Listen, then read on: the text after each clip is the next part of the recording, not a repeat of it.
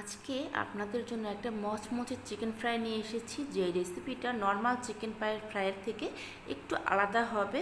এটার উপরে কোনো কোটিং পড়বে না, কিন্তু খেতে মচমচে হবে। এই চিকেন ফ্রাইটা করার জন্য আমি কিছু চিকেন পিস পিস করে কেটে মেরিনেট করে রেখেছি। এখানে চিকেনটা আমি একটু মিডিয়াম পিস করে নিয়েছি, খুব একটা বড়ও করিনি ছোটও করিনি। এখানে দিয়ে দিয়েছি 1 টেবিল চামচ আদা বাটা, 1 চা চামচ রসুন বাটা, লবণ দিয়েছি স্বাদ মতো, ঝালের জন্য দিয়ে দিয়েছি 1 টেবিল চামচ শুকনো মরিচের গুঁড়া, আর হলুদ দিয়েছি একটু সামান্য পরিমাণ কালার হওয়ার জন্য। সাথে দিয়ে দিয়েছি 1/2 চামচ জিরের গুঁড়া, 1 টেবিল চামচ সয়া সস। এই দিয়ে চিকেনটাকে খুব ভালো করে মেরিনেট করে নিয়েছি। এদিকে আমি কড়াইতে সাদা তেল দিয়ে দিয়েছি। তেলটা একটু বেশি করে দিতে হবে, কারণ ডিপ ফ্রাই করবো আমরা। তারপর মেরিনেট করে রাখা চিকেনগুলো আমি গরম তেলে দিয়ে দিচ্ছি। এটা কিন্তু একদম গরম তেলে দিতে হবে, না হলে কিন্তু চিকেনটা ঠিকমতো ভাজা হবে না। প্রথমে চুলার আঁচটাকে বাড়িয়ে গরম তেলে দিয়ে তারপর চুলার আঁচটাকে আমি একটু কমিয়ে দিয়েছি। এখন এই চিকেনগুলোকে আমি 15 থেকে 20 মিনিট মিডিয়াম হিটে ভাজবো। আর ভাজার সময় একটা জিনিস খেয়াল রাখবেন, যেহেতু উপরে কোনো ময়দার কোটিং নেই, আপনাদের এটাকে একটা একটা করে উল্টাতে হবে না, সবগুলো একবারে আপনারা উল্টাতে পারবেন। আর একটু সময় নিয়ে ভাজবেন, তাহলে এই চিকেনগুলো খুব ক্রিস্পি হবে।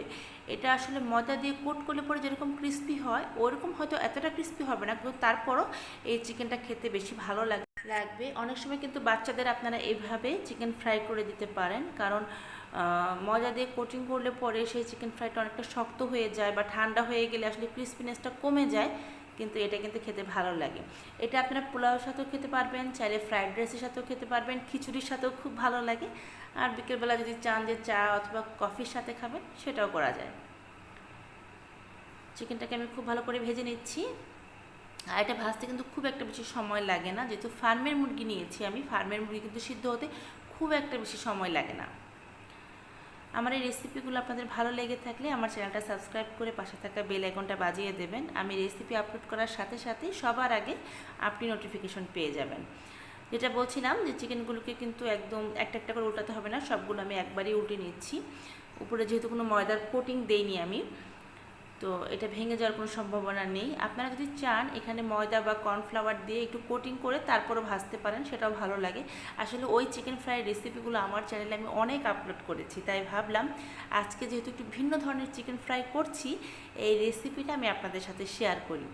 সবসময় কিন্তু একই ধরনের রান্না খেতে ভালো লাগে না। যারা একটু ভিন্ন ধরনের রান্না খেতে পছন্দ করেন তারা এভাবে করে দেখতে পারেন, আশা করি ভালো লাগবে। আর যে মশলাগুলো দিয়ে করেছি এগুলো সবার বাসায় কম বেশি থাকে, তো আপনাদের এর জন্য যে কোনো সময়ই এই মশলাগুলো দিয়ে চিকেন ফ্রাই করে নিতে পারবেন, খুব একটা ঝামেলা করতে হবে না। আমার যখন খুব অল্প সময়ে ভালো কিছু রান্না করতে ইচ্ছে করে বা তৈরি করতে ইচ্ছে করে, তখন কিন্তু আমি এই চিকেন ফ্রাইটা করে নিই। এটা সবচাইতে ভালো লাগে যে এটা তৈরি করতে খুব একটা বেশি সময়ও লাগে না, আর ঘরে থাকা মশলা দিয়ে যেহেতু করা যায়, এই জন্য আমি এই রেসিপিটা আমি প্রায় করে থাকি। আজকে সেই রেসিপিটাই আপনাদের সাথে শেয়ার করলাম, আশা করি আপনাদের ভালো লাগবে। দেখুন চিকেনটা কিন্তু ফ্রাই করা হয়ে গেছে, আমি প্লেটে সার্ভ করে নিয়েছি। কালারটা কতটা সুন্দর হয়েছে, খেতেও ভালো হয়েছে, আপনারা ট্রাই করলেই বুঝতে পারবেন।